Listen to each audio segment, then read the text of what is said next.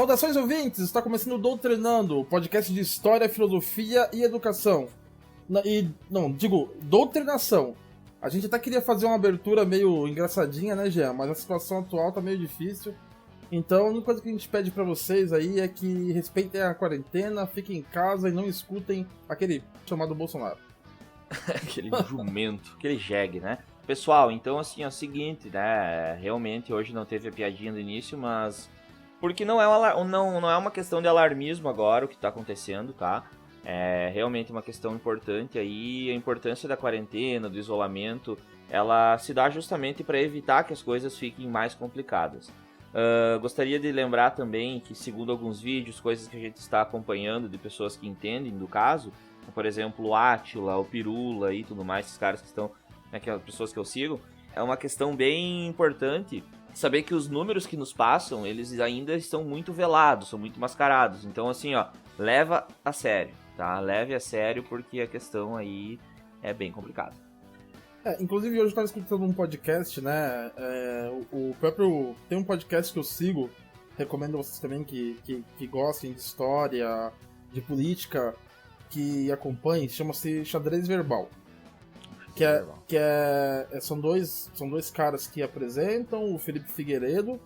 O Felipe Figueiredo, ele faz as partes da Nerdologia de História no canal do Nerdologia. E o outro é o Matias Pinto. Só que eles estão fazendo uma série especial aí durante a pandemia, que é apresentada pelo Felipe Figueiredo e pelo Átila e a Marinho. Pelo Átila, né? E eles meio que, como o Xadrez Verbal, o foco deles é falar sobre política do mundo inteiro, então assim, eles falam do mundo inteiro mesmo, no programa.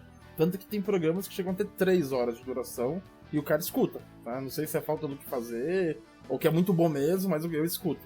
E nesse programa no Xadrez Verbal lá, eles falando o que os países do mundo têm feito contra o coronavírus. Só pra vocês terem uma ideia. Bom. A Inglaterra, que destoou um pouco dos outros países no começo, primeiro eles queriam deixar a galera se contaminar por conta própria, para que o quanto antes eles pudessem criar anticorpos e se imunizar. Tiveram que voltar atrás, né? Tiveram que voltar atrás por causa de um estudo, né? Um estudo de cientistas lá britânicos que estimaram que se eles deixassem essa contaminação acontecer, o termo é imunização de rebanho, né? Se deixasse o rebanho ser imunizado, eles estimariam que iam morrer até 5 milhões de pessoas lá na Inglaterra. Então o Boris Johnson teve que voltar atrás dessa decisão de deixar a galera se contaminar. E outro país também que adotou medidas duras é Israel. Gente, tô falando de Israel, não tô falando de nenhum país comunista. Então, em Israel, por exemplo, eles adotaram medidas duras, um lockdown, com a polícia patrulhando a rua. A Espanha tá assim, a Itália teve que fazer isso. A China, foi a única forma que a China conseguiu vencer o vírus, foi trancando a galera totalmente em casa. Funciona mais ou menos assim. Quanto mais duro, quanto mais radical é o lockdown, mais rápido as pessoas podem voltar à sua vida normal. Quanto mais frouxo, quanto mais de boa mais tempo vai ter que durar essas medidas restritivas. Então, assim, a gente tem que decidir. No caso do Brasil, o Brasil ele tem destoado do mundo, né? Quem viu a live do presidente ontem deve ter ficado enojado, porque assim, não é uma questão de que, sei lá, é porque eu não gosto do Bolsonaro, sabe? Que eu tô falando isso. É também, mas não é só isso. É que o cara tá indo contra todo mundo, o mundo inteiro. Até o Trump, que é mais maluco, não adotou um discurso tão radical quanto o dele. O Boris Johnson, que é da mesma naipe do Trump, ele é um político populista de direita. O Boris Johnson da Inglaterra, do Reino Unido, tá falando pra galera ficar em casa, entende? Qual que é a lógica da galera fazer a quarentena? Olha só. A gente, tudo bem, a gente se enquadra aí a gente é jovem, né? A gente não tá no grupo de risco. Só que o dado é o seguinte: das pessoas que se infectam com Covid-19, de todas elas, inclusive quem não está no grupo de risco, 20% das pessoas precisam de internação. Só de internação.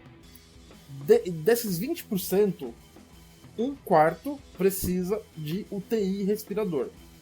Então, se a gente for pensar assim, O que mata no coronavírus?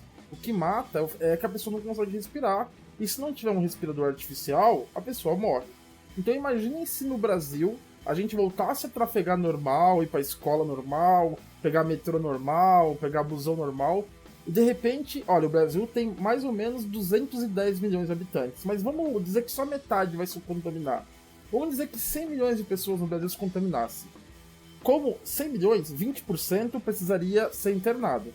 Isso dá 20 milhões. O Brasil tem 20 milhões de leitos. Desses 20 milhões, um quarto precisaria de UTI, ou seja, um quarto é 5 milhões. O Brasil tem 5 milhões de UTIs? Não tem. O Brasil tem... o SUS tem 16 mil UTIs, sendo que desses 16 mil, 95% já está ocupado. Então essa é a lógica. Sim, porque se muita gente se contaminar ao mesmo tempo, vai morrer muita gente. Agora, se a gente se contaminar ao longo do tempo, eventualmente vão ter casos graves, assim como tem de várias doenças, tem gripe e tal, mas a gente vai ter como ser tratado. Essa é a lógica, Se 100 milhões de pessoas se contaminarem, vai ter 5 milhões de pessoas precisando de um leito, de um UTI. E aí, gente, vai acontecer igual aconteceu na Itália, que os médicos tiveram que, literalmente, escolher quem vive e quem morre. E como é que o médico escolhe quem vive e quem morre? Quem vai para o respirador é aquele que tem mais chances de viver e aquele que tem, pelo futuro, mais anos de qualidade de vida. Ou seja, quem acaba se ferrando são os velhos. Porque se tiver um velho de 70 anos e o médico vai colocar a mim na UTI, porque o velho já viveu. Então, isso acaba prejudicando igual os nossos parentes, avós, tios, idosos. Eu acho que assim, ó, quem tá escutando tem que entender uma coisa, se é que alguém não entendeu ainda. Tem que entender uma coisa e fazer com que todo mundo que não entende, entenda também. Que é o seguinte, não é o Bolsonaro contra os caras da esquerda. Não é tipo assim, é o Bolsonaro contra o fulano, o ciclano. Não é o que o Bolsonaro tá dizendo versus não sei o que. Não, gente, é uma comunidade de milhares de cientistas que entendem do assunto, que entendem sobre o que a gente está passando, estudiosos, enfim, que estão recomendando, né? Tanto no âmbito da saúde quanto no âmbito político, o mundo está unido nesse sentido. E daí, do outro lado, tem o Bolsonaro teimando com todos. É isso, essa é a situação. Não é uma questão de gostar ou não dele. Não é tipo questão de ideologia ou de opinião. Não é. É a ciência dizendo algo e o Bolsonaro teimando como uma criança, né, da quinta série, que é o que ele é, um demente, né, tentando fazer o espetáculo dele, o showzinho dele, o palanque dele que ele sempre gostou, né? Então, acho que é isso, né? Acho que é isso aí. Então, continuando aqui, né, vou me apresentando. Meu nome é Leandro, eu sou professor de História e quem tá fazendo essa live comigo é o Jean. Fala aí, Jean, pra galera, se apresenta pro pessoal. Olá, me apresentando agora então, né, eu sou o Jean Ruschel, tá, pessoal? Eu sou formado em História, tenho mestrado em Educação nas Ciências, tenho uma grande experiência na Filosofia também, tô fazendo uma pós agora. Não sei se tu sabia, Leandro, tô fazendo uma pós em Filosofia agora também, massa, pra estender um pouquinho mais os conhecimentos, né? Porque diferente de algumas antas no país, a gente valoriza a educação, né? Então estamos aí. Queria dizer também pro pessoal já aproveitar, então, e quem não nos segue nas redes, então quem está ouvindo o nosso podcast ou quem tá na live, né? Segue Doutrinando em todas as redes sociais, em todas mesmo. Vai ter no Instagram, vai ter lá no Facebook, no Twitter, né? No Orkut, sei lá, vocês vão achar, tá ligado? Segue em tudo porque a gente tá em tudo mesmo. Tá? E no YouTube, preste bastante atenção agora quanto ao YouTube, estaremos botando nesse episódio, particularmente nesse e no episódio passado, que era sobre Portugal, quem não viu, corre lá pra ver, fotos e filmagens e vídeos das coisas sobre as quais a gente vai falar, sobre os locais que eu visitei lá na Europa, tá? Então, o podcast ele vai estar mais visual nesse sentido, lá no YouTube vocês podem ter um material um pouquinho mais rico nesse sentido, tá? Era isso, dá uma olhada lá, corre lá. E de minha parte era isso agora. É isso aí, galera. Então, passamos então a leitura das mensagens do pessoal que interage com a gente. E quem quiser mandar mensagem pra gente, como o Jean falou, tem todas as redes sociais. Ou também podem enviar no doutrinandopodcast@gmail.com. Eu vou ler uma mensagem aqui, Jean, que na verdade foi um amigo meu de São Paulo, o Jefferson, que me mandou no celular. E assim, é uma mensagem grande e tal, e eu vou só resumir, né? Basicamente ele disse assim, ele falou assim, no final do ano passado eu vi lá que vocês falaram que vocês iam fazer programas com temas tipo samurai, ninjas, vikings e tal. Ele ficou muito empolgado com isso aí. E ele falou que tá esperando, né? Tá esperando aí a gente fazer isso e parabenizou pelo trabalho, falou que curtiu o podcast e tal, e tá aguardando as novidades. Então valeu, Jefferson, pode deixar que logo mais a gente vai realmente fazer isso aí. A gente tem esse projeto de fazer alguns programas de história direcionados para alguns assuntos, por exemplo, a história dos samurais, a história dos vikings, a história dos templários, né? Os gladiadores, os espartanos. Exatamente. Que é uma coisa muito interessante e que geralmente você não encontra muito material assim historiográfico mesmo. Você encontra muito da ficção, ou então, assim, né, de entretenimento e tal, e a gente quer fazer numa pegada um pouco mais séria, assim, não tão séria, né? Com a nossa levada, mas séria no sentido de ter fundamento, né? Embasamento ali. Exatamente. Embasado, esse é o termo. Isso aí. Show de bola. Tem que ser sempre baseado. Galera, eu queria também agradecer as pessoas que andaram interagindo conosco no Instagram aqui, nesse canal onde vocês estão nos vendo, por exemplo, né? E tem muita gente aí que ajudou esses dias. Eu fiz uma listinha lá, então, né, de filmes e indicações de filmes e séries para ver na quarentena e tudo mais. E a galera se puxou ali, temos várias. Eu vou falar algumas aí que surgiram, que eu salvei aqui, rapidinho. Pra quem estiver ouvindo aí e não viu na época nos stories, possa ir buscar também alguma coisa, né? A Késia sugeriu o Bacurau, né? Quem não falou do Bacurau, né? Então tem que falar do Bacurau, muito bom. Filmaço, eu vi, isso aí é da hora. O Pascoal sugeriu a série Dark, tá? Inclusive lá na Alemanha eu estive do lado onde gravam a série Dark, né? Só que a série Dark você tem que ver com um caderninho pra anotar o nome de todo mundo, porque é muita gente, tá ligado? A P. Frantz, eu não sei se é Priscila, se é Paula, alguma coisa Frantz. Poliana, olha só aí, ó. Bom, Poliana Frantz, ela sugeriu Versalhes aqui, a Pietra, Uma Noite de Crime, né? Nessa pegada meio caótica aí que pode sugerir. Né? A Eduarda sugeriu Segunda Guerra em Cores e também sugeriu Black Mirror. E aí, algumas pessoas vieram pra mim respondendo esse story aí, falando assim: cara, mas é meio perigoso, dá muito medo olhar Black Mirror nessa época agora, né? É verdade, é meio amedrontador, assim, né? Temos também o The Deer Hunter, que o Augusto sugeriu. A Queda, né? A Tami sugeriu aí clássico, A Queda. Né? Clássico, né? Clássico, A Queda, clássico. clássico. The Crown, a série, eu já comecei a olhar, que mostra a história da família real ali, né? Enfim, inglesa, né? Inglesa. Era Uma Vez em Hollywood, filme do Tarantino, aí, muito bom, tá? A Lu Thomas sugeriu Hunters, que tu comentou esses dias comigo, né? Dos Hunters. O Guedes comentou o Django. O Django tem uma cena muito legal, nós estávamos conversando, que quando o malandro chega na casa do personagem do DiCaprio lá, o DiCaprio fala: vem apertar minha mão, venha me dar a mão dele. Você tem certeza? Sim, eu insisto. Daí, se você insiste, então tá. Daí ele vai lá e dá um tiro nele e mata. Foi o que deu a merda, né? Fica a dica aí. Fica a dica, não apertem as mãos, tá bom? Ó, coronavírus já no Django lá, tá? E temos ainda o Forrest Gump, que o Nerlin aqui comentou, né? O contador de histórias. Baita filme, filmaço Forrest Gump. Filmaço então mesmo, é do Forrest Gump, caralho. Isso aí. Então, de mensagens era isso. Queria agradecer a todo mundo aí. Valeu, vamos nessa, né? Vamos nessa. Então agora a gente passa para o nosso quarto bloco, que é realmente o momento da doutrinação.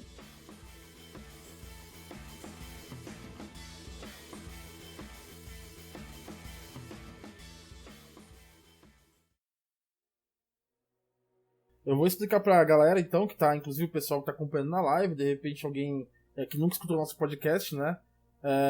O que é isso, né? Na verdade, nosso podcast faz essa brincadeira com história e doutrinação. Porque, ultimamente, o pessoal tem acusado os professores, né, principalmente os professores de história, de não dar aula de história, de estar fazendo doutrinação. Então a gente resolveu incorporar isso e falar: é isso aí mesmo, a gente tá fazendo doutrinação. Doutrinando pra caralho. Doutrinando pra caramba, assim. Doutrinamos foi pouco. Não, é assim, né? Porra, a gente tá conseguindo doutrinar pra caramba, né? Basta ver o jovem aí, terraplanista, antivacina, né? Olavista, a gente tá conseguindo doutrinar pra caramba, assim, um sucesso de doutrinação. Escolinha de Marx, praticamente, né? Escolinha de Marx. Então essa parte aqui, essa parte da doutrinação, é o momento que a gente fala sobre história, tá? O programa de hoje, a gente vai falar sobre os caminhos da Revolução Francesa.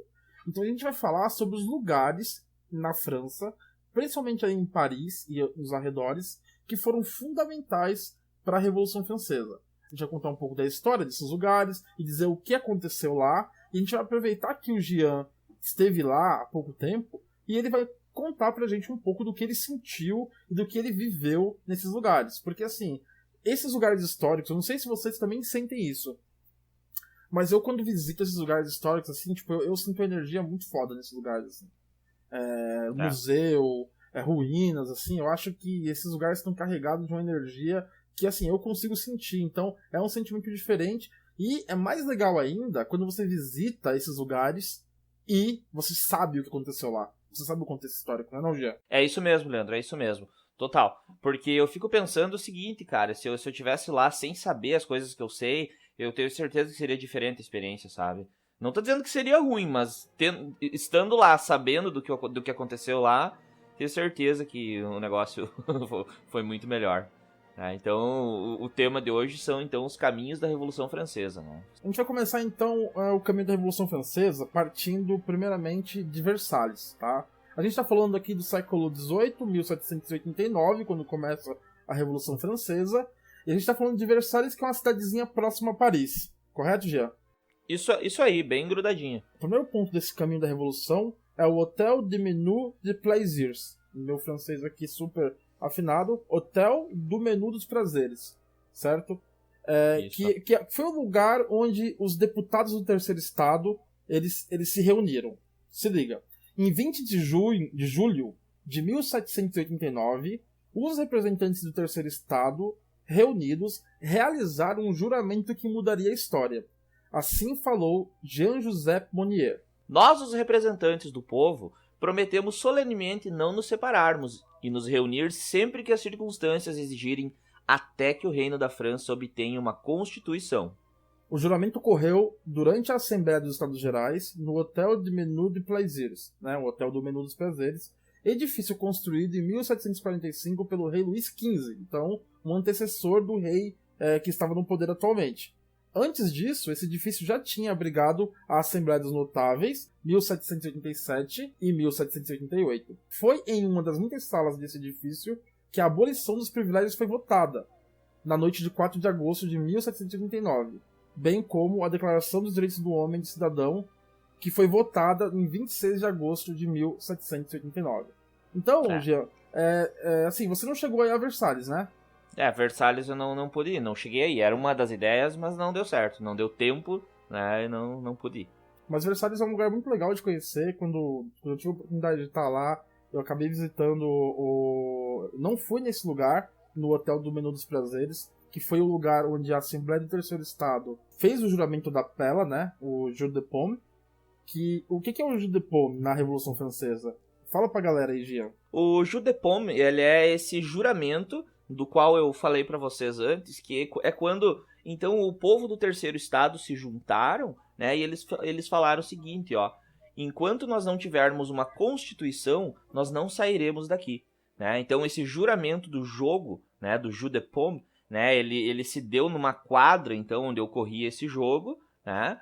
E aí, o que acontece? É nessa quadra, nesse local, desse hotel, enfim, em que eles se juntam, eles acham um espaço político em que eles têm voz, e eles juram, então, fazem esse juramento, que é um juramento que dá início à Revolução, né, Leandro? Exatamente. Por isso que a gente começa falando desse local de Versalhes, né, no podcast de hoje. Porque é aí que começa. Né? É um marco. É um marco.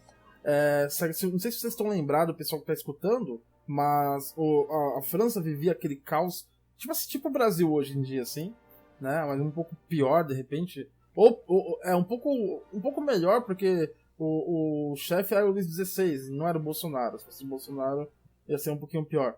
Então, a França vivia aquele caos, e o rei, sem saber o que fazer, ele tinha convocado uma assembleia com os representantes de todas as classes sociais. E esses representantes se reuniram nesse lugar. E foi nesse lugar que o Terceiro Estado se rebelou, e aí, através desse juramento, dá início à Revolução Francesa. Então, é um lugar muito importante lá, o Hotel do Menu de Plaisirs. Mas, né, Leandro, só pra deixar a galera já se ligando um pouquinho aí, não dá, a Revolução não vive só de juramento político, né? Não vive só disso, né? Tem que fazer ela, né? Tem que fazer, tu tem que pegar e fazer. Botar a mão na massa.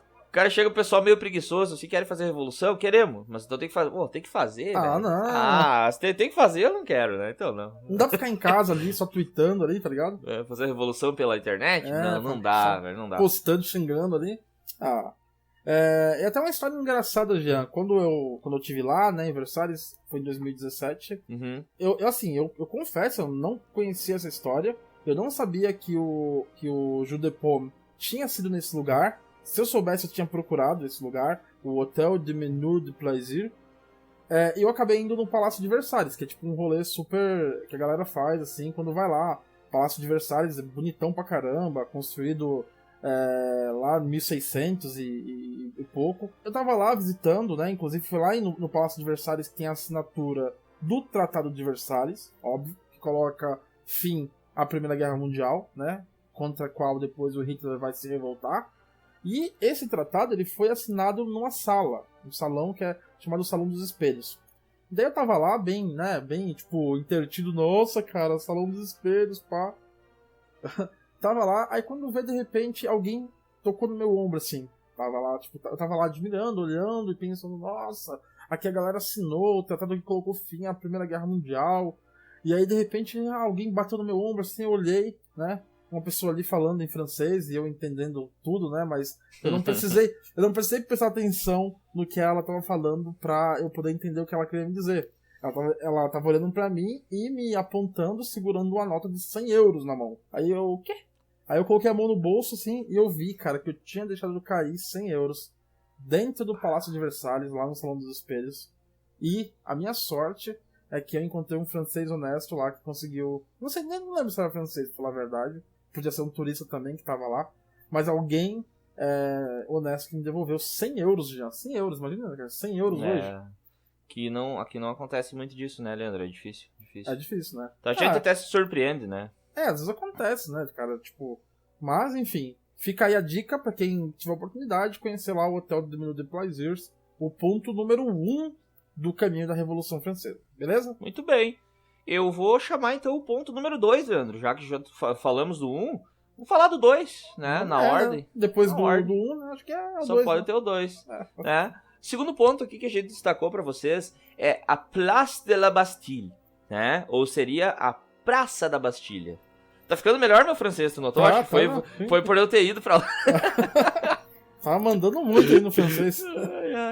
A Place de la Bastille, então, né? É essa Praça da Bastilha, gente. Bom, que lugar é esse, então, né? A gente começa falando do que tinha lá, que era, obviamente, a Bastilha, e vamos entender o processo histórico que envolveu isso, né? A Bastilha, então, né? Na rua de Saint-Antoine, na rua de Saint-Antoine. Você treinou, né? Você treinou, vai, fala a verdade. Eu treinei um pouquinho, fiquei repetindo assim no espelho, tá? Saint-Antoine, né? E aí, ou pra nós seria Santo Antônio, se quiserem entender melhor, né? Essa rua, né, no caso, na parte oeste de Paris, o prédio, então, que é a Bastilha, gente, ela tinha um aspecto, assim, imponente, né? Era um castelão, assim, um forte, assim. Tinha 8 torres, né? Essas torres de 30 metros, elas eram cercadas, então, por um fosso de água, obviamente, aquela estrutura medieval de defesa. E com vários crocodilos ali ao redor. Os crocodiles, né, cara? E ela foi construída em 1370 para defender Paris, né? E lá no século 17, então, um pouco antes da Revolução Francesa, bem antes, um século antes, né? Ela virou uma das prisões mais temidas, né? Uma prisão política, basicamente, onde os prisioneiros eles desapareciam do nada, né? Por encanto. Então, os prisioneiros simplesmente desapareciam, né? A mando do rei Luís XIV, o Rei Sol. Né? Diz que de tanta gente que ele meteu lá dentro da Bastilha para ser torturado e coisa do tipo, né? Se criou o termo embastilhar. Eu vou embastilhar você, rapaz. Eu vou lhe embastilhar, né? Que era quando pegava o pessoal... Esses comunistas aí, porra, tem que ser embastilhado todos aí, tá ok, porra? Tem que embastilhar. E aí, então, ele vai acabar, então, com muita gente, com muitos inimigos políticos ou pessoas, então, com quem ele não simpatizava, né? Essa Bastilha, então, era isso. Era esse monumento aí imponente em Paris. O hóspede mais misterioso que morreu lá foi o Masque de Fer. Quem que é o Masque de Fer? Um prisioneiro de cara escondida sob uma máscara de metal que nunca foi identificada. Acho que vocês conhecem essa história. fala-se que ele era um irmão gêmeo do Luís XIV, ou até mesmo num filho ilegítimo do Mazarin, né, que foi um primeiro-ministro francês, e da Ana da Áustria, a mãe do rei Luís XIV.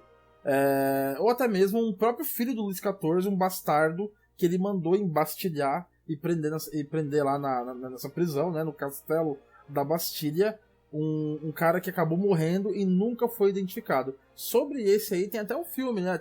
Na verdade tem os livros, tem também um filme, O Homem da Máscara de Ferro, né? Que conta a história do cara que foi preso lá. Se não me engano, até com o Leonardo DiCaprio, não sei. Com o Leonardo DiCaprio, sim. Os relatos escritos, então, Leandro, são do Alexandre Dumas, aquele cara que escreveu Os Três Mosqueteiros. E escreveu também a biografia do Napoleão, que a gente usou. Isso. Exatamente. Então ele é muito famoso, tanto que eu vou falar dele depois num lugar específico da França, né? O Alexandre Dumas, ele escreveu, então, O Homem da Máscara de Ferro ali, que é meio que da série dos Três Mosqueteiros, né? E também dali tem o filme. Dizem hoje em dia que esses boatos de quem seria o cara, hoje em dia os historiadores vão dizer aí que quem sabe poderia não ser ninguém, sabe? Tipo, ninguém importante. Só uma história. Porque dizem que os franceses, eles tinham... Dizem não, eles eram muito letrados, né? Eles tinham essa ideia, né, como é que eu posso dizer? Do erudito e tudo mais. E eles dificilmente não teriam registro se tivesse uma pessoa desse porte lá. Porque se fosse uma coisa que o próprio rei tivesse dado uma ordem para que não fosse identificado esse cara, né? Se fosse alguém que ameaçasse o reinado dele, poderia fazer sentido, mas é só uma especulação mesmo. Isso. A gente podia até pro âmbito da teoria da conspiração dizer que era um alien, na verdade, né? Olha aí, ó. Tem como provar que não? Não tem. Então é conspiração. Aliens. Fazer um programa. Vamos sugerir pro History Channel um programa. A Bastilha e os aliens. Galera, o que importa é que no fim do Antigo Regime, então, quando a Revolução Francesa acontece, né? A Bastilha já não era mais considerada essa prisão política de verdade. No começo de 1789, na verdade, só tinham 8 presos. 2 deles, inclusive, eram nobres lá, que eram uns caras uns libertinos, cara doidão, que o pessoal prendia lá, né? E eles viviam nas celas das torres e eles tinham até visitas da família. Então era uma questão, né, já bem mais suave, não era o local da tortura e tudo mais como era anteriormente. Porém, quero que vocês foquem numa coisa, que é a seguinte... por mais que ela não estivesse sendo utilizada nessa época dessa forma tão, né, ditatorial, tão tirânica, a Bastilha ela tinha essa simbologia, tá? Ela simbolizava tudo isso. Então agora não era mais aquela prisão do mal, mas ela simbolizava toda a tirania dos reis. Então isso é muito importante também, tá? É bom saber. Verdade. Isso é importante porque vai chegar uma hora que ela vai sofrer um golpe, né, Jean? E assim, aí aquela revolução que começou lá em Versalhes, lá no juramento da Pela, né, no Jour de Paume, chega até a cidade de Paris. E que cidade é essa, né? Todos os ricos e poderosos viviam ali em Paris. Paris era uma grande cidade de cerca de 650 mil habitantes, sendo que uns 5 mil eram nobres, mais ou menos uns 10 mil religiosos, uns 100 mil burgueses e uns 100 mil que eles chamam de domésticos, que seriam empregados, né? Trabalhadores ali que eram assalariados. O resto eram vendedores ambulantes, migrantes vindo dos campos, pobres, ladrões e prostitutas. Só não vivia em Paris quem? O rei, Luís XVI, que vivia no Palácio de Versalhes. A capital da França, Paris, vai ser um dos grandes palcos da Revolução, um lugar onde realmente vai ser derramado sangue, vai ser em Paris, porque ali onde a multidão vai se revoltar, é ali em Paris que os sans-culottes vão se juntar à burguesia e vão de fato levar a revolução pra rua mesmo. Então essa era a cidade que abrigava aí a Bastilha. E aí, após o fechamento dos Estados Gerais, né, que o povo já estava se sentindo bem traído, Paris vai começar a pegar fogo aí, né? Porque em Paris nessa época já faltava pão. Um bom tempo já não tinha pão, o povo já estava faminto nesse sentido, e imaginem a fome, não é a gente brincava nos primeiros episódios, né? Não é a fome do cara, não, que o cara não tem o que comer agora, daqui meia hora come, né? Não é aquela, atrasou o almoço, é fome, de não ter o que comer há dias, né? E aí começa saques, pilhagens, a galera botando fogo nas coisas e tudo mais, né? Os ricos começam a ficar com medo, né? Então, boa parte e com razão, né? E tem a época do Grande Medo, inclusive, que se inicia por aí também, né? Mas esse Grande Medo é a parte lá do campo, lá, que Isso. Quando a revolta chega no campo. E para se defender das tropas reais que o Luís XVI constantemente organizava, né? A burguesia e tudo mais, alguns membros do Terceiro Estado, eles vão formar uma milícia, eles vão fazer, então, uma milícia cívica que lutaria pelo Terceiro Estado, para defender os interesses desse Terceiro Estado, né? Milhares de parisienses, então, começam a pedir armas. Eles não tinham, né? Na manhã, então, de 14 de julho, gente, tá? 14 de julho é a data, tá? Em que a Revolução estoura no seu sentido violento, né? Tem um assalto ao chamado Hotel dels Invalides, né? Se escreve Inválides, né? Inválidos, no caso. De onde se retiraram, então, 3.000 espingardas. Mas só elas não adiantavam. Faltava a pólvora. Falta pólvora. Né? E aí, o que eles gritam? A Bastilha, né? Porque é na Bastilha, então, que se guardava a pólvora. Era um e paiol, lá que né? eles Era vão. um paiol. Era um paiol. Então é lá onde eles vão buscar a pólvora e não sei, né? De forma meio irônica, aí é lá que a coisa explode mesmo, né? Onde tem a pólvora. Então se liga nessa cronologia. A Revolução começa em Versalhes, a Revolução chega a Paris, essa cidade aí de um pouco mais de 500 mil de habitantes, né? A galera tá enfurecida e lá no dia 14, né, de julho? 14 de julho. De 1789, o pessoal maluco quer armas. A população quer armas, porque revolução não basta só você fazer um juramento. Você também tem que fazer ela. E aí, tipo, como o Jean falou, a galera vai no Hotel dos Inválidos. E aí, assim, só pra pontuar, inválido aqui não é, tipo, pessoal de cama lá, tá ligado? Não. Pensa inválido mais como veterano. Né? Um veterano de guerra que não servia mais pro exército. Essa parte que eu vou narrar aqui pra vocês, eu vou fazer mesmo uma narração, porque é uma parte muito legal. É o assalto à Bastilha. O assalto à Bastilha. Faz com uma voz massa que na edição eu vou botar uma musiquinha, assim, vai colocar? Tá ligado? Vou botar aquela no fundo, assim. Eu vou tentar. Tá? Empolga, bora. O assalto. O governador da Bastilha, Marquês de Launay, nasceu na fortaleza. Era filho do antigo governador e morrerá às suas portas.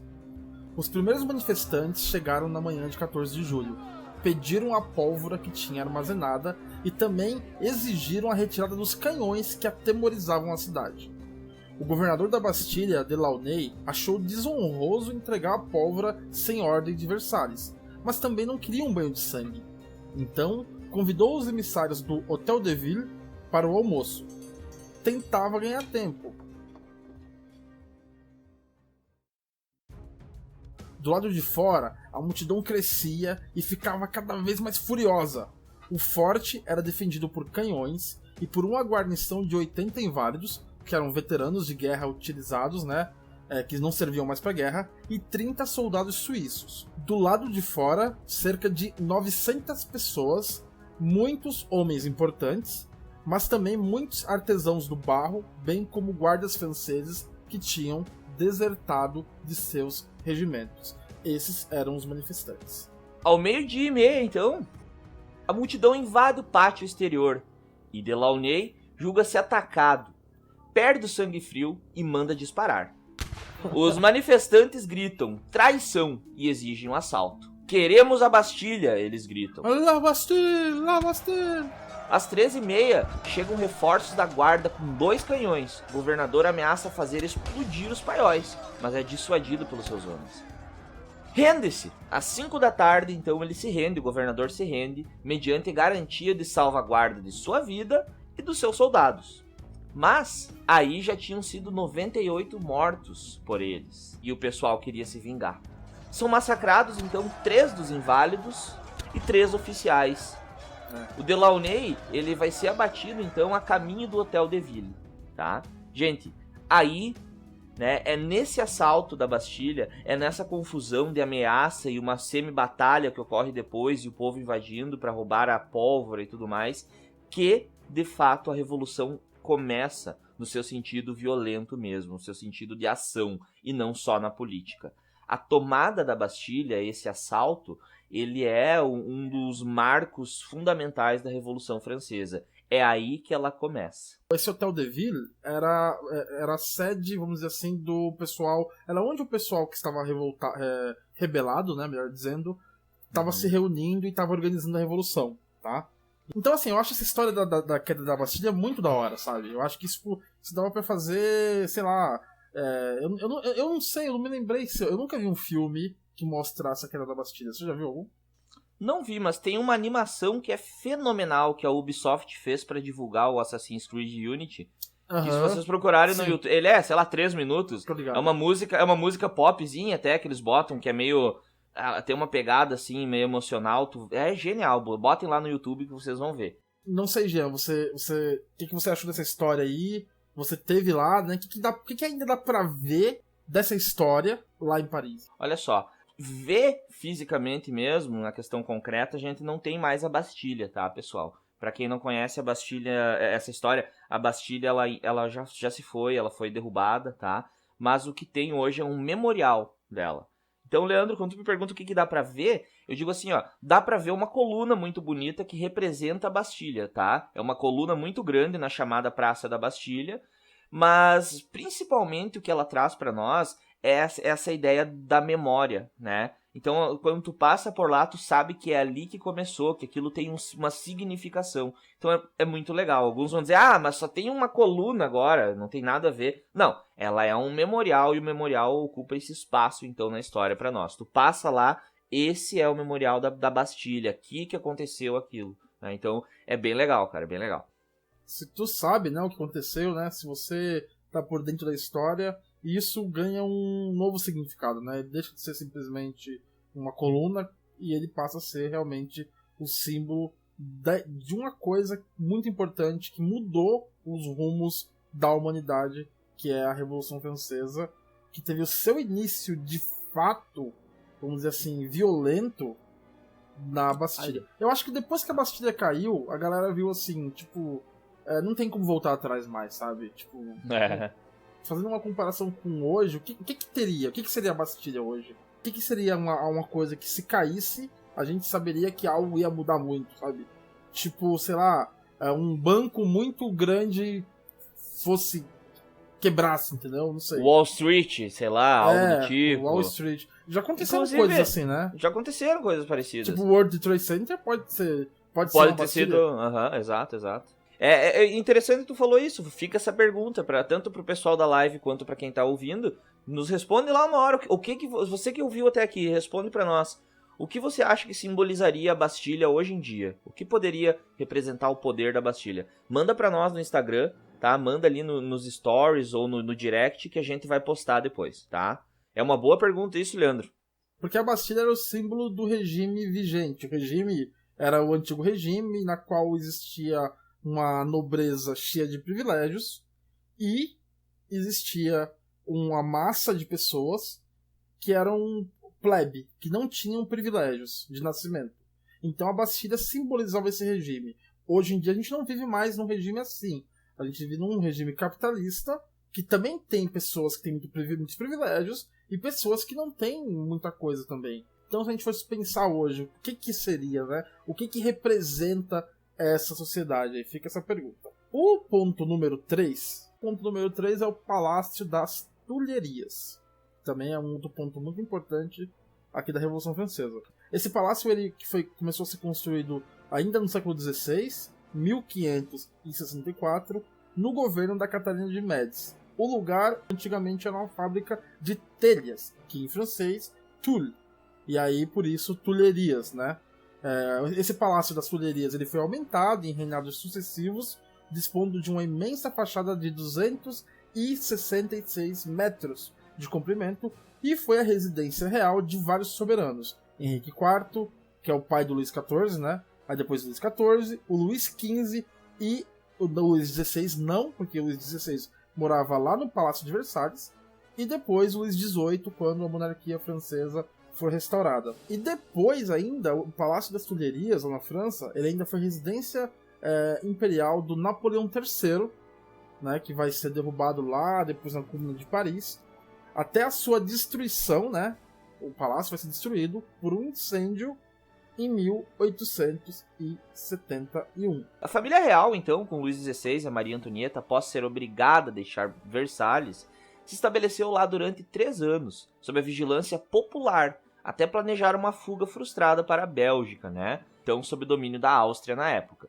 É um episódio conhecido como a Fuga de Varanes, né? A fuga da velhinha lá que denunciou eles. A véia de Varanes. Nós criamos um personagem histórico aí que não existe, mas na nossa mente ela existe. E esse episódio é ocorrido entre os dias 20 e 21 de junho de 91, quando o rei e a rainha então tentam fugir com a família para a Áustria para conspirar contra a França. O Palais des Tuileries, né, o Palácio das Tulherias, não existe mais, pois foi destruído, obviamente, por um incêndio em 1871. O que restou foi um lindo jardim do palácio, o Jardim das Tulherias, onde ainda existem resquícios do palácio que ficava entre o Arco do Triunfo do Carrossel do Louvre, que é um mini Arco do Triunfo, eu estive lá, e nesse momento vocês vão estar vendo as fotos no YouTube, quem estiver lá, tem várias filmagens que eu fiz. E aí, só uma contextualização, por que a família real francesa foi morar lá? Na verdade, eles não foram de boa vontade. Tem um episódio que acontece depois da queda da Bastilha, um episódio que começa com um protesto de mulheres, tá? Essas mulheres, elas vão marchando de Paris, aí, não somente elas, já um grupo bem maior de pessoas. Se eu não me falha a memória, não quero mentir pra vocês, mas cerca de 30 mil pessoas, eles vão marchando de Paris até Versalhes, que dá tipo uns 14 quilômetros, e eles vão, invadem o Palácio de Versalhes, e eles trazem o rei Luís XVI e a sua esposa Maria Antonieta e o filho do casal, trazem eles à força para Paris, para ficar perto do povo, para ficar perto da Revolução. Nessa altura, o rei já não tinha como escolher muito o que ele ia fazer, porque já estava num clima de revolta, e a coisa que ele pôde fazer de melhor foi fingir que ele estava concordando com o que estava acontecendo. Não, é isso aí. Então ele não tem muito o que fazer, e nesse sentido, o que ele tenta manter aí? É pelo menos a aparência de monarquia, porque de fato existia uma monarquia, tá? Só que essa monarquia ela vai haver agora, ela vai ser uma monarquia constitucionalista, né? Em que o poder dele é limitado, e ele sabia disso. E ele não tinha muito o que fazer de fato, ele não estava lutando contra isso de verdade, pelo menos não na frente do povo, né? Ele dizia que concordava. Só que aí, né, eu não sei se tu ia chegar aí, se eu te interrompi, desculpa, mas é quando ele tenta fugir de Paris, de fato, quando ele tenta sair da França, é que a galera não perdoa mais ele, porque daí ele não tem desculpa, né? Daí ele tá conspirando contra o seu próprio país, na guerra na qual a França estava envolvida. Na verdade, a posição dele meio que é uma posição impossível, porque ele era um monarca absolutista. Aí chega lá um grupo lá de 30 mil pessoas revoltadas, furiosas, com fome, falando, a gente vai fazer uma constituição pra França, não quero nem saber o que o rei vai fazer. Né? Se ele tivesse força, se ele tivesse poder naquele momento, eu não tenho dúvida que ele teria mandado massacrar e matar todo mundo. Só que ele não tava com essa bola toda depois de todas as crises que a França tinha vivido. Então ele é obrigado a fingir que concorda. Aí ele vai lá, fingindo boa vontade, vai morar no Palácio das Tulherias, sendo, como disse o Jean, vigiado por uma escolta popular. E quando ele fugir, quando ele fizer lá a tal da fuga frustrada de Versalhes, o povo vai finalmente ver com seus próprios olhos que ele não estava aceitando, que ele nunca concordou com isso e que de fato ele é um traidor. E é essa fuga que vai fazer com que ele vá perder uma coisa que é muito importante pro ser humano, que é a cabeça. Aquela história, você não pode perder a cabeça em situações desse tipo, mas ele não teve muita escolha, ele perdeu a cabeça porque guilhotinaram, né, foi só ploc, já era. Poderia ter perdido a carteira, perdido o celular, mas perdido a cabeça não dá pra perder a cabeça. Não dá, a cabeça diz que não dá. E o que eu tenho pra perguntar pro Jean, que esteve lá naquela região sobre isso, é o seguinte, tá? O que você acha dessa história das Tulherias? Você viu que o palácio, ele se acabou em fogo, né? Uhum. O pessoal não pode ver uma agitação, não pode ver que a galera sai na rua pra tocar fogo em carro, tá ligado? Nesse período que você tava lá, você chegou a ver algum protesto? Você viu alguém tacando fogo em alguma coisa lá? Cara, então, vamos começar por partes aí, né? Eu estive, então, no Jardim das Tulherias e no local do Palácio das Tulherias, tá? muito legal, deve ser melhor no verão, porque fica verde aquilo, tá? Eu estava no invernão, então tava tudo seco, assim, era tipo, parecia um filme tenebroso de terror lá do B, assim, aquela coisa meio estranha. Mas mesmo assim deu pra perceber a imponência do local, o jardim ainda muito bonito e conservado. Outra parte dele já tá verde e tudo mais. Várias estátuas, tem a estátua do Hércules, do Marco Aurélio, então é muito bonito, assim, tem aquela valorização dos personagens históricos. E saber que ocorreu tudo isso ali é genial, sabe? Então, assim, o que eu vi lá disso tudo que tu falou sobre o tacar fogo, por exemplo, né? Eu noto, Leandro, assim, ó, uma das coisas que eu percebi lá é que a França até hoje, e Paris principalmente, ela é uma cidade e um país, falando da França, muito socialmente ativa, sabe? Os franceses, eles não têm essa, assim, ó. Se tivesse o Bolsonaro lá fazendo o que ele faz... Nossa, tacar fogo mano, na cara. ele já tinha sido guilhotinado também, tá ligado? É certo? Ninguém nunca, em lugar nenhum do mundo, mas principalmente lá, nunca iam permitir um cara desse existir, sabe? Não tem como. Como que uma pessoa dessa ocupa cargo político na França? Não, é impossível, né? Como em várias partes do mundo. Mas aqui acontece, né? Enfim, tá. Passamos disso. Notei muita questão de pichação lá, mas pichações de cunho social, sabe? Político, social. Aquelas pichações com stencil, assim, ó, de movimentos específicos. Não é tipo, um foda-se lá, não. É pichação de movimentos mesmo, do feminismo e coisas. Então, é uma cidade, assim, que eu notei esse espírito, assim, muito ativo, né, nessa questão social, tá? Sobre fogo, vamos chegar lá. Alguns dias, gente, eu tive lá por dia 26, eu acho, de janeiro. Uns dias antes, ocorreu um protesto, né? Olha só, eu vou ler a notícia pra vocês aqui, né? Presidente e a primeira-dama ficaram até o final da peça, mas deixaram o teatro sob forte escolta policial. Por quê? Opositores à reforma da Previdência francesa tentaram invadir o teatro parisiense, Buffets du Nord, né? Na noite de sexta-feira.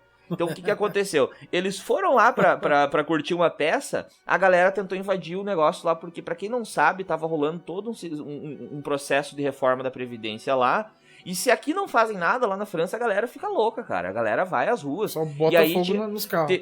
Teve uma greve gigante e tal, do pessoal do que trabalha com os transportes públicos, e como não tinha dado muita coisa, o governo não ouviu muito essas greves, a galera continuou, tá? Beleza.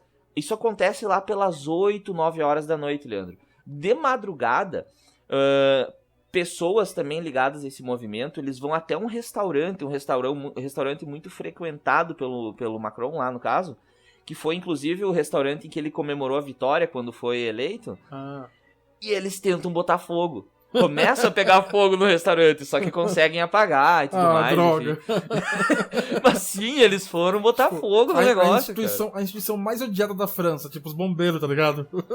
Que não deixa os caras fazer o quê? Não deixa os caras botar fogo, porque chega lá e apaga. Mas, cara, então assim, ó, eu notei sim essa questão da movimentação social lá. O pessoal não deixa barato as coisas, né? Então o pessoal é bem engajado nesse sentido. E se você vai ver, né, eu tava tentando lembrar aqui todas as revoluções, assim, que aconteceu na França, assim, né? Tipo, lógico, todas não. Mas, assim, das mais importantes, né, cara? Desde lá das revoltas camponesas, que a gente tem na Idade Média lá, que é chamadas Jaquerias. Jaquerie.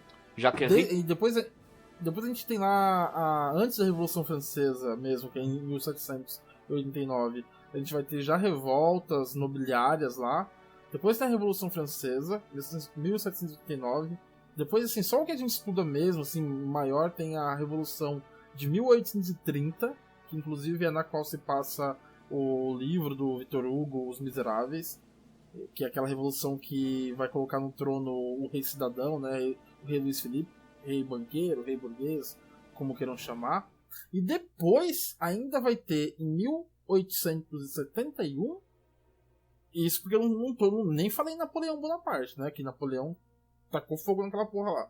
Depois, só de revolta popular. Vai ter a Comuna de Paris, de 1781, que é a primeira experiência do mundo na qual trabalhadores formam um governo.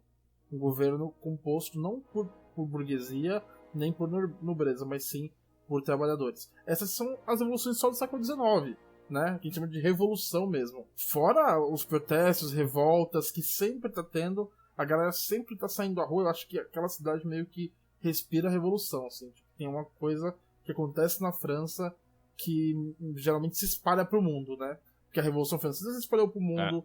1830 se espalhou pro mundo. Eu esqueci de falar de 1848, a Primavera dos Povos. Primavera dos Povos, também muito importante para o surgimento das outras repúblicas na Europa, né? Exatamente. E depois, em 1871, a Comuna de Paris, que também inspirou todos os movimentos sociais, socialistas e tal, trabalhadores do mundo, também surgiu lá na França. Então, rola isso aí.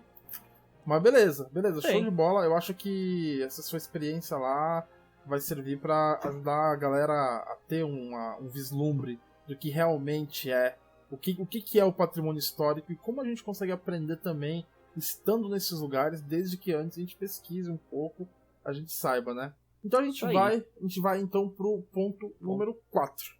O quarto ponto e último desse nosso caminho da Revolução Francesa.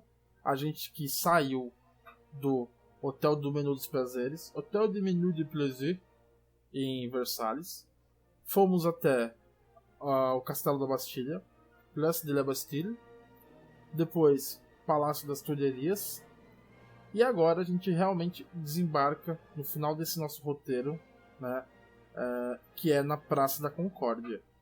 E aí vocês vão ver que aqui nessa Praça da Concórdia, aqui rolaram muitas cabeças. Literalmente. Aqui o bicho pega. Tanto que o nome, né? O nome dela... O nome é meio... Pra apaziguar, passar pano aí, né? Vamos tentar diminuir esse clima estranho aí, né? Praça da Concórdia. Tipo, o quê? Concórdia? Ou você concorda comigo ou eu corto a cabeça. Exatamente. Que praça é essa? Localizada entre o Museu do Louvre e a badalada Champs-Élysées, né? A avenida mais famosa de Paris, essa simpática praça teve um papel importante na história de Paris, passando de palco de festejos e casamentos reais para a sede da guilhotina durante a Revolução Francesa. Originalmente chamada de Place de Louis XV, que eu não sei falar 15 em francês, se alguém souber me ensina depois. Aí, nem existe em francês isso. Não tem, né? Durante a Revolução, foi rebatizado de Place de la Révolution. Durante a Revolução, ainda a praça era a passagem obrigatória dos protestos, cortejos, desfiles, sejam eles improvisados ou organizados pelos líderes do movimento. Essa é a Praça da Concórdia. Bem, o local ainda se tornou mais frequentado, principalmente depois que ali foi instalada a guilhotina, tá? Porque é lá que vai começar a guilhotinar todo mundo, é lá que ocorre todo esse processo de execução aí na Revolução Francesa.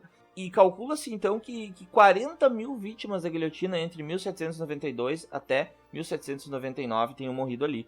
Só no período do terror, que era de 93 a 95, constataram-se mais de 15 mil mortes na guilhotina, incluindo o rei Luís XVI e sua esposa, então, a Maria Antonieta. Né? Com o fim do período terror, daí sim o governo vai rebatizar, né, pra dizer assim, esse foi o período do terror, agora essa praça tem que ter um nome mais bonito. Daí sim, Place de la Concorde, né, que vai ser a Praça da Concórdia, em 95. Então eles dão esse nome depois, mas ainda assim, aquele local é um local que fervilhava, né, a galera, então, por muito tempo vai se como é que eu posso dizer, se concentrar ali, né, ele é um local que instigava esse tipo de atitude, Leandro. Inclusive, uma das curiosidades é que eles mudam o nome justamente pra ver se tirava esse peso do local, sabe? Porque, pô, cara, justamente ali a galera não parava de se juntar ali. Então era um lugar que tinha essa energia. E a galera lá que agora estava governando a Revolução não queria muito que a galera tivesse essa energia, né? Então é uma questão interessante. Pessoal, cabe aqui um comentário, né, sobre a guilhotina. Sempre interessante falar sobre a guilhotina. Esse aparelho que os franceses criaram para promover a igualdade, né? Então, assim, os lemas da Revolução Francesa eram igualdade, liberdade e fraternidade, e a igualdade inclusive na morte, né? A gente comentou isso no nosso episódio sobre a Revolução Francesa, que antes da guilhotina, dependendo se você era plebeu ou nobre, você poderia, tipo, ser morto de formas diferentes. Por exemplo, dificilmente um nobre seria morto na forca. Só se ele fosse tipo um traidor, por exemplo. Primeiro que dificilmente um nobre seria morto, já ponto. Segundo que dificilmente ele seria morto na forca. Geralmente ele, sei lá, seria decapitado ou até mesmo fuzilado, né? Depois que inventaram as armas de fogo. E como a Revolução Francesa tinha esse caráter igualitário, eles queriam dar uma morte igual para ricos e pobres, para burgueses, para nobres, para plebeus. Para cidadãos, melhor dizendo, porque agora, a partir da ideia da Revolução Francesa, todo mundo é igual perante a lei, então todo mundo é cidadão. E é a cidadania que iguala eles, justamente, né? Ninguém é mais Sir, ninguém é mais Milady, ninguém é mais, né, Madame. Agora todo mundo é cidadão. E a guilhotina foi utilizada aí para matar cerca de 40 mil cidadãos franceses de maneira igual. Minha pergunta para ti, Jean, é o seguinte: você visitou esse lugar? É um lugar que vale a pena de visitar lá na França, a Praça da Concórdia? Sim, e assim, eu comecei por lá a minha visita. Saí do metrô ali na Champs-Élysées e aí já parei ali na Praça da Concórdia. É bem legal, tá? Porque tu olha ao redor ali, tu fica se imaginando ali naquela praça com mais centenas de pessoas gritando fervorosas, pedindo, por exemplo, pra rolar a cabeça de alguém, sabe? Pra morrer, pra matarem o rei, sei lá, tu fica se imaginando ali no meio, cara. Aquilo ali foi um acontecimento histórico, assim, muito importante. Então, apesar da brutalidade aí e tudo mais, tem uma importância gigantesca, assim, e simbólica, né? Então, esse local é importante. E eu achei legal, lá nessa praça vocês podem ver as fontes famosas lá, eu não vou lembrar agora o nome das fontes, mas também tem o obelisco de Luxor, né, que é o templo do deus Luxor, inclusive, que vem do Egito. Egípcio, né? É egípcio, né? O faraó Ramsés II, o Ramsés II, ele vai dar 2 obeliscos, então, para o governo francês da época, que é o governo francês que já estava restaurando a monarquia naquele período, e aí parece que pelas dificuldades da viagem, só um chegou até a França, que é esse obelisco aí. Então tá lá, mas né? tem tá muita lá. coisa. Tem muita coisa lá tanto na França quanto na Inglaterra que foi literalmente roubado, né? Também. Do Egito e de todos os países ali que eles invadiram. Da Grécia. Existe um movimento muito forte, um movimento grego, deles cobrarem a devolução dos mármores, das estátuas, enfim, do patrimônio histórico que tá no Museu Britânico, que tá no Museu Nacional, que tá no Museu do Louvre, porque realmente muitas daquelas peças ali foi realmente roubada. Não, é legal pensar agora, assim, ó, que a Assembleia Nacional atual, eu dei uma pesquisada, ela se tornou Assembleia Nacional ali em 1879, bastante tempo depois, na época da Segunda República da França já.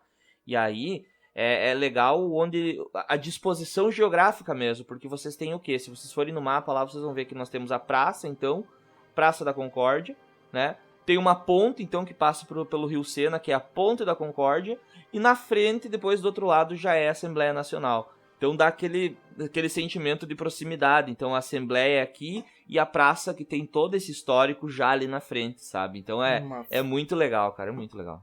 Muito massa. Tu também, a gente tava conversando antes, tava me falando que visitou um outro lugar muito, muito legal, muito interessante e que vale a pena comentar, né? O Panteão Nacional. Conta pra gente aí como é que foi essa experiência, porque o Panteão não faz parte do roteiro da Revolução, mas eu acho que é um lugar que vale a pena comentar, né? Ele não foi ele não tá no roteiro da Revolução de fato, mas ele se tornou panteão na época da Revolução. Então é interessante isso, né? Para começar, a gente já comentou isso, né? Eu visitei, por exemplo, lá a Torre Eiffel, o Arco do Triunfo, né? Comentamos no episódio passado, inclusive, do que é um monumento, um ponto turístico, né? E o valor que ele tem se dá muito pela história, né? Então, assim, o que é a Torre Eiffel em si, né, perto do Panteão? O Panteão tem uma importância gigantesca, gente. O Panteão, ele tem um simbolismo que ele é um simbolismo patriótico de verdade. Para as pessoas da França, eu tenho certeza que para patriotas da França, o Panteão ele é muito mais importante do que para turistas que vão lá tirar fotos da França. Então, porque ele tem todo esse ideal laico por trás dele, e também patriótico. Já vou dizer por quê. Olha só, eu peguei esse trecho, inclusive, da foto que eu tirei lá, tá?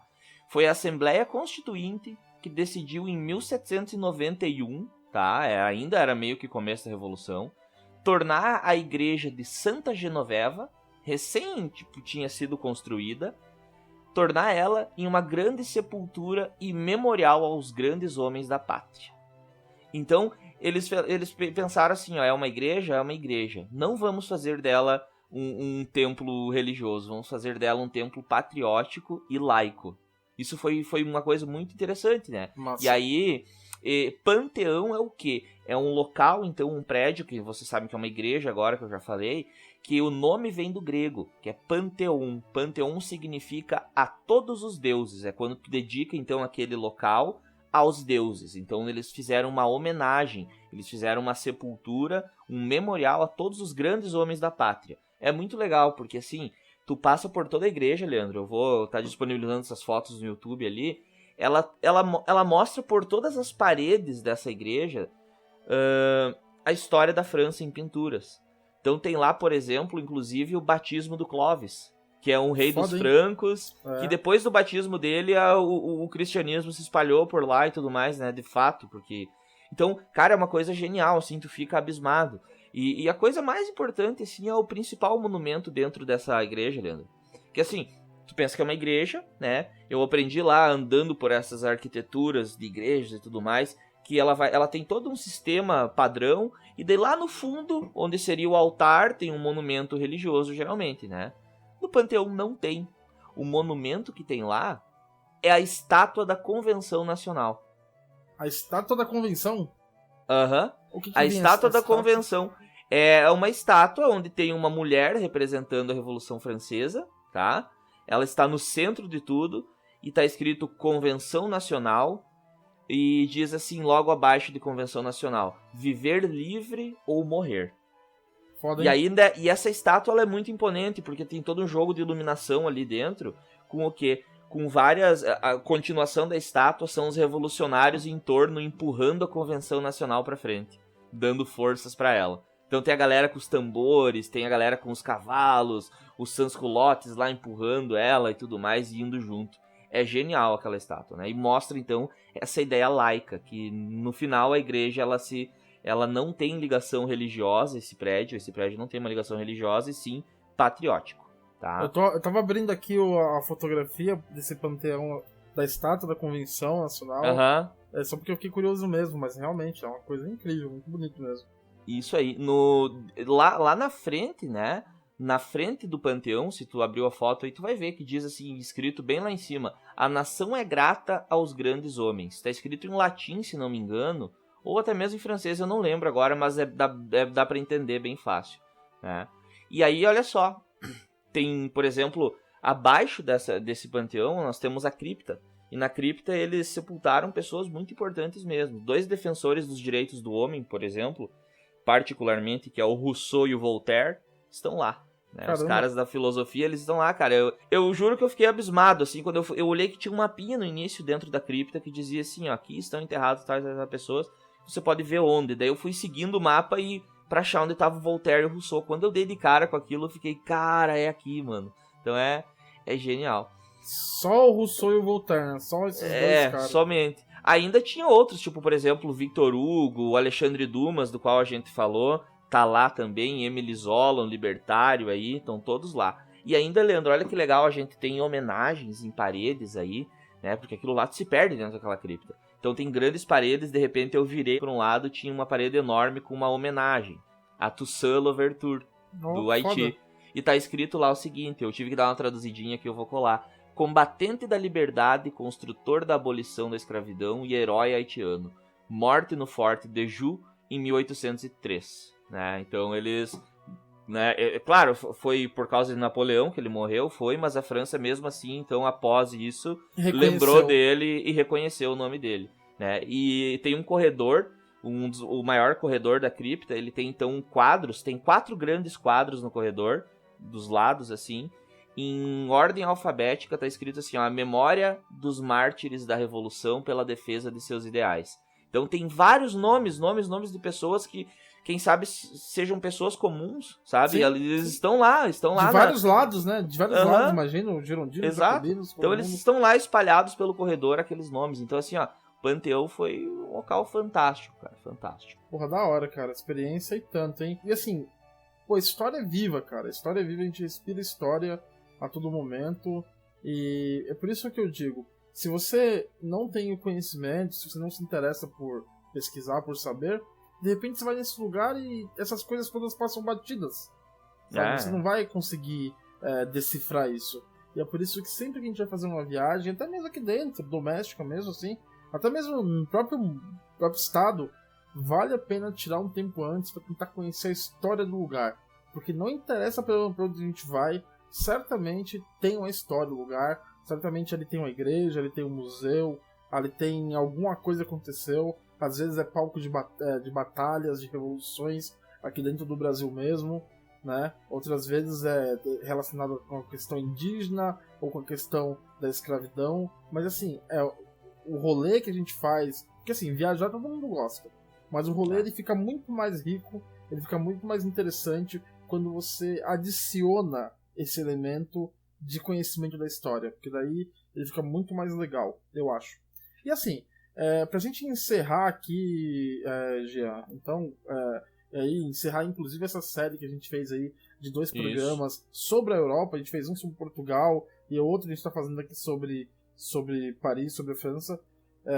Pra encerrar, eu gostaria de te perguntar assim, o que mais que fez de legal por lá, assim, tanto ali na França mesmo, de repente em outros lugares, o que mais você viu, assim, que casa com a história e que você gostaria aí de falar pra quem tá escutando a gente? Bom, já falei que fui pra Torre Eiffel, Arco do Triunfo aí e tudo mais, mas gostaria de ressaltar aí a Sainte-Chapelle, né, a Santa Capela, então, que foi construída no século XIII, Leandro, pelo São Luís, na época o Luís IX, e foi um rei, então, o patrono da igreja, depois virou santo, né, que ele construiu essa igreja em arquitetura gótica, então é muito legal lá dentro, muito bonito, é uma igreja pequenininha, né, uma capela, de fato, que ela foi feita para guardar os tesouros da paixão de Cristo. Aquela parada bem cruzada, sabe? Dos cruzados, daquela coisa de... Dambral. Então é um negócio bem legal, sabe? Ao lado disso tem a prisão da Maria Antonieta, onde ela ficou presa, tá? Também passei pelo bairro dos Les Invalides, dos Inválidos, no caso, onde a gente já relatou nesse episódio aí o que aconteceu, né? Onde tinha o hotel, o hospital, enfim. E a arquitetura de lá é genial, cara. A arquitetura, tu olha para aquelas casinhas, assim, eles mantiveram muito do original da arquitetura. Então tu anda por aquelas ruas, eu vou até botar uma foto nesse momento lá no YouTube, vocês vão ver, é uma coisa linda, assim. Tu parece que tu tá naquela época ainda, no meio da Revolução. E também passei pela Notre Dame, Leandro, né? Não tinha como não passar. Ela, inclusive, é pertinho da Sainte-Chapelle ali. Que a Notre Dame, aquela coisa, né, cara? Como história aí pra nós, foi complicadíssimo, né? A gente perde muito nesse sentido. Lá na Notre Dame, lá, você encontrou o Corcunda? Não encontrei, cara, porque não deu pra entrar. Senão eu ia encontrar. Sabe por quê? Porque eu queria comentar que ela tá toda cercada, a quadra inteira ali da Notre Dame, ela é cercada por um muro de material que eles fizeram. Tipo uns tapume, assim? Só que bem bonito, bem feito. E todo esse muro do lado onde dá pra passar pessoas, né? Porque tem outro lado que pega o rio, daí não tem como. Mas onde passa pessoas, todo esse muro em volta da Notre Dame, ele mostra o histórico. Então, desde o dia que pegou fogo, com fotos, como que eles encontraram essas coisas lá no dia, fotos da hora, fotos depois, fotos do momento da reconstrução, da restauração, o que está sendo feito. Então, assim, ó, é aquela ideia, é um patrimônio histórico, Então, assim, não é porque pegou fogo que a gente não vai abandonar, eles estão mantendo aquilo do jeito bem legal, assim, sabe? Tá sendo... Então, tu passa por lá, tu começa a ler no muro, tá escrito em francês e em inglês, todo o processo. É bem legal isso, achei bem interessante. Sobre essa questão, tenho duas perguntas que eu faço, assim, retóricas, né, que acho que também tu não vai saber me responder, que é, primeiro, será que todas aquelas doações que foram anunciadas para Notre Dame, só que realmente foram feitas? Porque eu me lembro que quando pegou fogo, anunciaram, muita gente, muitas empresas e tal, E depois, passado um tempo, eu lembro que eu tinha lido que nem todos tinham sido feitos. E a outra pergunta que eu faço é a seguinte: como será que anda a reconstrução do Museu Nacional lá do Rio de Janeiro, que também pegou fogo, né? Isso eu sempre penso nisso. Ninguém mais falou sobre isso, a gente não tem notícia nenhuma disso, né? Também foi uma puta de uma tragédia, assim, que consumiu muita coisa, muito patrimônio histórico, cultural, material, que jamais vai ser recuperado. E realmente eu nunca mais escutei falar nisso, não sei como é que tá, se estão reconstruindo ou se não estão. Porque como você disse, não é porque pegou fogo que a gente vai abandonar, né? Exatamente. Bom, então é isso, pessoal, aqui. Com relação a essa parte que a gente falou sobre os pontos, os caminhos da Revolução Francesa, eu acho que era isso que a gente tinha pra dizer, né, Jean? Não sei se tem mais alguma coisa pra acrescentar. Tá tranquilo por hoje. Tá tranquilo, né? Falamos de Versalhes, falamos da Bastilha, falamos do Palácio das Tulherias, falamos também da Praça da Concórdia, onde foi cortada várias cabeças, onde foi derramado muito sangue, onde inclusive a cabeça do rei Luís XVI rolou, e a cabeça da Maria Antonieta rolou também, não junto, um pouquinho depois. E só nos resta passar agora para o nosso próximo momento, já perto do final desse programa. E agora a gente vai para o nosso quadro chamado Parece Fake, mas é Fato.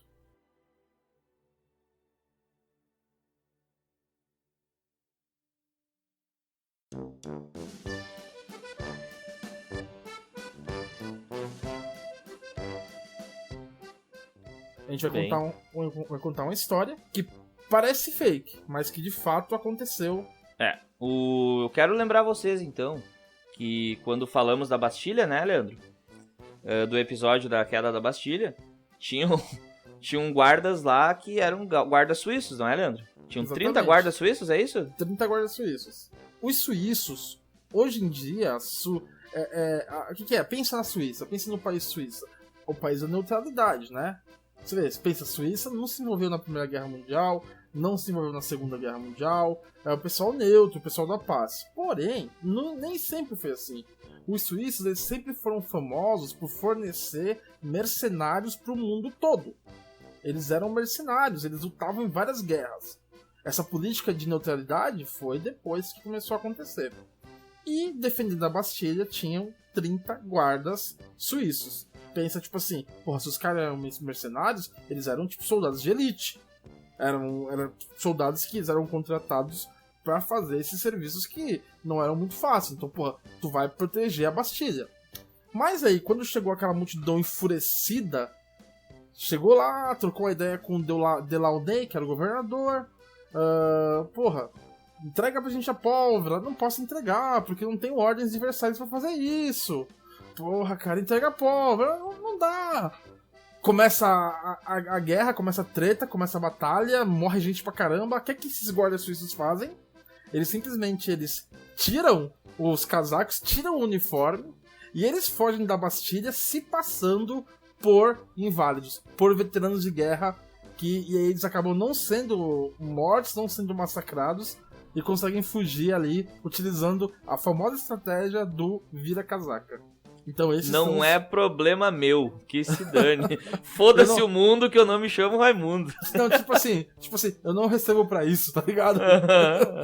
Eu recebo pra ficar aqui de boa, não recebo pra morrer por causa de Bastilha nenhuma, não. Tem que guardar a Bastilha, tem que cuidar da Bastilha, tem que defender a Bastilha? Tem que, mas nunca ninguém atacou, né? Então, tranquilo. Então, essa é a história aqui do Parece Fake, né? Os guardas que viraram a casaca e conseguiram fugir, se fingindo de veteranos que eram chamados de inválidos, não confundir com invalidez permanente, atrofia muscular, nada disso. Eram simplesmente ex-soldados que não estavam mais bons para ir à guerra. Eles eram utilizados para serviços assim mais leves, tipo guardar a Bastilha. Leandro, vamos pro próximo bloco então aí, pra chegar na hora da despedida? Bora! É o mau exemplo e o mau conselho, né, Leandro? Aquele em que a gente, de fato, faz o papel de má influência pras criancinhas, passa as coisas ruins pra doutrinar, pra botar a galera na teta da maldade mesmo, né?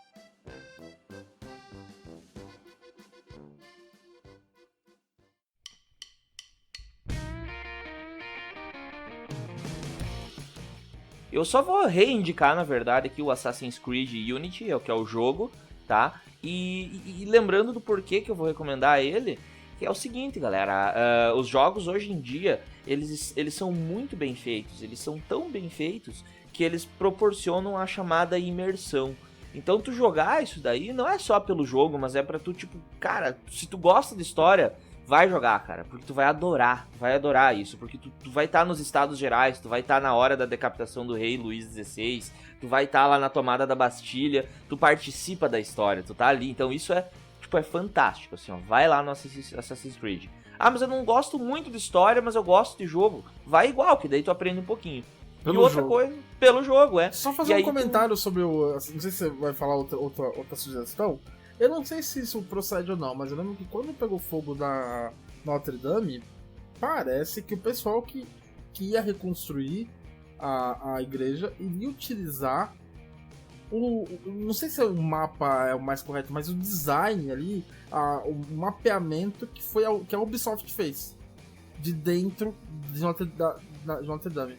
Eu cheguei a ler isso na época, que eles iam fornecer todo o material que eles têm, porque eles fizeram realmente fizeram uma reconstrução, eles usaram, tipo, laser, eles usaram como se fosse uma máquina para escanear a Notre Dame no processo de produção do jogo. E eles iriam fornecer isso pro pessoal que ia reconstruir. É bem isso, gente. A produção dos jogos hoje, elas estão a esse nível. Então, como se escaneia de certa forma, se consegue reproduzir uma pessoa, as expressões faciais de alguém, obviamente se consegue reproduzir um monumento histórico, uma igreja, uma praça, enfim. Eles fizeram isso com Paris e principalmente com uma catedral tão importante que é a de Notre Dame. Não sei então se usaram, Leandro, mas é muito provável Faz sentido, né? Que tenha essa disponibilidade, porque eles realmente precisam fazer toda essa construção aí, tá? Isso é real. Tá? E outra indicação aqui são Os Miseráveis, né? Porque não é bem desse período exato, tá? Não é da primeira Revolução Francesa de 1789, porém Os Miseráveis nos traz, assim, tanto o livro quanto o filme, o clima revolucionário de Paris. Então isso é muito legal, também te coloca lá, faz tu criar um pouquinho de gosto pela coisa, tá? Então, basicamente era isso das minhas indicações. O que tu sugere aí? Eu gosto muito dos Miseráveis, principalmente aquela versão que é de 2012, se não me engano, que é essa. Que é com o Wolverine lá, né? Com o Hugh Jackman. Eu acho muito boa, eu já vi. Eu não sou muito fã de musical, assim, no geral, alguns eu gosto, mas esse aí eu já vi várias vezes porque eu acho muito, muito, muito bom. E o livro também, o livro do Victor Hugo, Os Miseráveis, é um livro grande, bem denso no sentido de descrição, aquele tipo de livro que o cara descreve pra caramba, assim, que também faz esse efeito de imersão, né? Uhum. Mas vale a pena ler, sim, o livro do Victor Hugo. A minha dica é porque eu vi um filme muito bom, tem um filme muito bom que tá na Netflix, né? Eu não sei... Quando isso for ao ar no podcast, de repente você vai estar velho, o pessoal já vai ter assistido, porque tá bombando aqui no Brasil, que é o Poço. O Poço, né? O Poço. É um filmaço, assim, que só dando uma pequena sinopse, conta a história de é um filme espanhol, conta a história de um cara que vai preso, e a prisão é uma prisão subterrânea na forma de... como se fosse um poço. Tem vários andares para baixo do solo. Né? E aí as pessoas que ficam nos andares mais perto da superfície recebem uma mesa farta em alimentação, assim, tipo um banquete, e aí cada um tem um tempo para comer e essa mesa vai descendo. Então vocês imaginam que as pessoas que estão lá embaixo, quanto mais baixo você tá no poço, menos opções você tem para comer. E aí acontecem várias paradas, várias coisas, e isso também, assim, ele também traz uma crítica social muito isso essa parada de descer a mesa aí, pegando o resto, nos diz algo sobre a sociedade, né? Nos diz muita coisa sobre a sociedade. Inclusive tem a Ilha das Flores, né? Que meio que fala disso também, querendo ou não. É um documentário brasileiro, né? Premiado já, né? Enfim... Mas eu vou assistir. Assista que vale muito a pena, é um puta de um filme. Muito bom, e muito bom. Eu acho que do episódio de hoje era isso aí que a gente tinha pra falar. Exato. E muito obrigado a quem continuou com a gente até aqui agora, quem escutou, seja na live do Insta, seja no Spotify, no Apple Podcast, em qualquer agregador. Muito obrigado, até a próxima. Tchau! Tchau, galera. Valeu, pessoal.